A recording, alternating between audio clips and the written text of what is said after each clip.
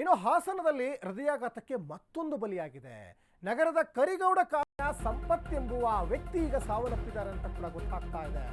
ಯಾಕೋ ಗೊತ್ತಿಲ್ಲ, ಹಾಸನದಲ್ಲಿ ಸರಣಿ ಸಾವು ಸಂಭವಿಸ್ತಾ ಇದ್ದಾವೆ. ನಗರದ ಕರಿಗೌಡ ಕಾಲೋನಿಯ ಸಂಪತ್ತು ಸಾವನ್ನಪ್ಪಿದ್ದಾರೆ. ಎದೆನೋವು ಕಾಣಿಸಿದ್ರಿಂದ ಹಿಮ್ಸ್ಗೆ ಅವ್ರನ್ನ ದಾಖಲು ಮಾಡಿದ್ರು. ಚಿಕಿತ್ಸೆ ಫಲಿಸದೆ ಆಸ್ಪತ್ರೆಯಲ್ಲೇ ಸಂಪತ್ತು ಸಾವನ್ನಪ್ಪಿದ್ದಾರೆ.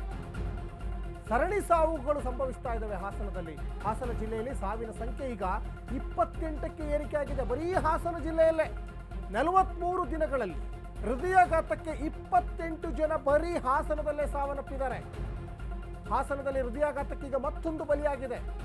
ನಗರದ ಕರಿಗೌಡ ಕಾಲೋನಿಯ ಸಂಪತ್ ಎಂಬ ವ್ಯಕ್ತಿ ಈಗ ಸಾವನ್ನಪ್ಪಿದ್ದಾರೆ. ಅವರಿಗೆ ಎದೆನೋವು ಕಾಣಿಸ್ಕೊಳ್ತು. ಎದೆನೋವು ಕಾಣಿಸ್ಕೊಂಡಿದ್ರಿಂದ ಆಸ್ಪತ್ರೆಗೆ ದಾಖಲಾಗಿದ್ರು. ಹಿಮ್ಸ್ಗೆ ಅವ್ರನ್ನ ದಾಖಲು ಕೂಡ ಮಾಡಿದ್ರು. ಹಿಮ್ಸ್ಗೆ ದಾಖಲು ಮಾಡಿದ್ರು, ಪ್ರಯೋಜನ ಆಗಲಿಲ್ಲ. ಚಿಕಿತ್ಸೆ ಫಲಿಸದೆ ಆಸ್ಪತ್ರೆಯಲ್ಲೇ ಸಂಪತ್ತು ಸಾವನ್ನಪ್ಪಿದ್ದಾರೆ ಅನ್ನೋದು ಕೂಡ ಇಲ್ಲಿ ಗೊತ್ತಾಗ್ತಾ ಇದೆ. ಆಮೇಲೆ ಸಾಕಷ್ಟು ಜನರಿಗೊಂದು ಆತಂಕ ಇತ್ತು. ಕೋವಿಡ್ ಬಂದ ಮೇಲೆ, ಕೊರೋನಾ ವ್ಯಾಕ್ಸಿನ್ ತೆಗೆದುಕೊಂಡ ಮೇಲೆ ನಮಗೆ ಹಾರ್ಟ್ ಅಟ್ಯಾಕ್ ಆಗ್ತಾ ಇದೆಯಾ ಅಂತ ಡಾಕ್ಟರ್ಗಳೇ ಅದಕ್ಕೆ ಕ್ಲಾರಿಫಿಕೇಶನ್ ಕೊಟ್ಟಿದ್ದಾರೆ. ಕೊರೋನಾ ವ್ಯಾಕ್ಸಿನ್ಗೂ ಈ ಹೃದಯಾಘಾತಕ್ಕೂ ಸಂಬಂಧವೇ ಇಲ್ಲ.